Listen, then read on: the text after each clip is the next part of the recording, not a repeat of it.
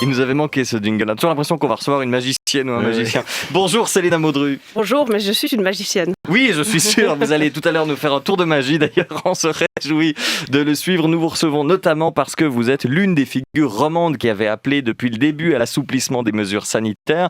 Vous avez enfin obtenu gain de cause. C'est peut-être comme ça que vous le vivez maintenant avec les assouplissements que nous vivons. Nous vous entendrons et j'imagine qu'il y aura plein de questions pour vous autour de la table. Mais d'abord, c'est un rituel, le portrait de la magicienne. C'est Carlos Enriquez qui s'y colle. Qui est notre invité, Carlos ? Non, Jonas. Carlos est sur une terrasse à la Chaux-de-Fonds depuis une semaine. Il fait froid, certes, mais Carlos essaye de vite attraper le Covid pour éviter le vaccin.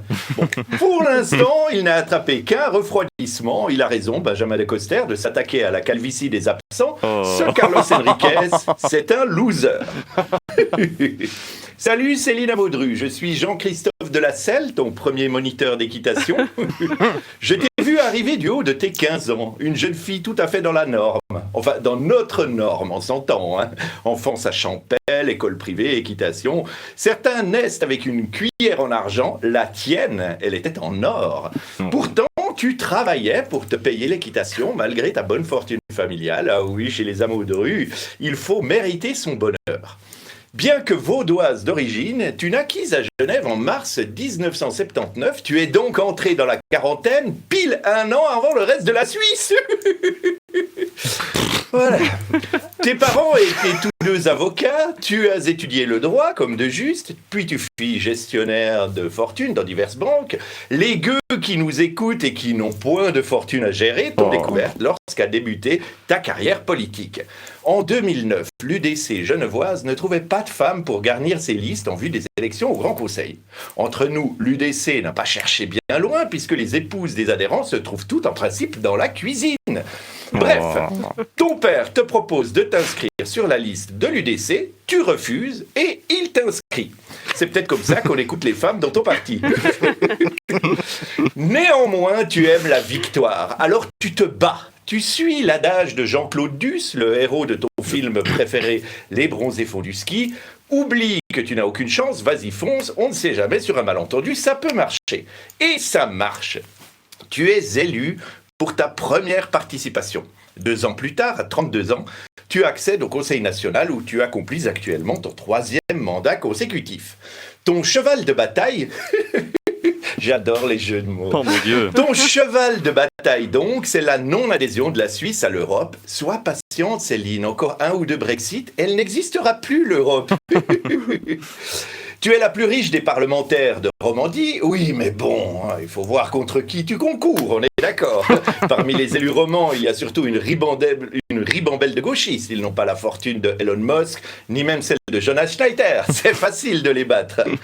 Ton père t'appelle Marmousette, moi je t'appelle la femme qui murmure à l'oreille des chevaux. Tu adores parler à ta jument Ouliska parce que tu dis que c'est la seule qui ne te contredit jamais. Pour toi, ton cheval, c'est ton psychiatre. Bon, un psychiatre qui t'a cassé le nez d'un coup de sabot tout de même, comme quoi on se méfie des coups de nos adversaires, mais jamais de ceux de nos amis. Depuis, tu t'es mise à la boxe, une façon comme une autre de lutter contre l'insécurité. Céline, tu te lèves tôt, très tôt. Tellement tôt que parfois je devais réveiller mes chevaux quand tu arrivais au manège. Tu aimes pratiquer le sport à l'aube pour évacuer la pression et tu adores la vitesse au volant comme Jonas quand il était jeune. Tu aimes les chevaux sous le capot aussi. Tu as roulé sur le circuit du Mans à plus de 200 km/h et en ville de Genève à plus de 2 pour 1000. Je me demande si c'est parce que tu n'avais plus rien à boire à la maison que tu demandes la réouverture immédiate des bistrots. 1 an à peine après tes débuts en politique, tu deviens présidente de l'UDC genevoise. Bien. Et vice-présidente de l'UDC suisse. Qu'est-ce qui se passe, Céline ? Vice-présidente ? On se contente d'un podium ? Allez, en selle ! Tu vas me faire le plaisir de virer le petit Tessinois. Ou alors, tu attends que notre vigneron de président retourne sur son oreiller de paresse pour prendre sa place, bien sûr. Tu es paradoxal, Céline. Tu as voté pour l'égalité salariale et pour le congé paternité en t'opposant à ton parti. Tu es à l'origine des dénonciations de harcèlement sexuel au Parlement et pourtant tu dis que tu n'es pas féministe. Fais attention Céline, un jour tu risques d'organiser la grève des femmes. Allez Céline, je te souhaite un bon parcours parmi les beaux parleurs. Merci Carlos Enriquez.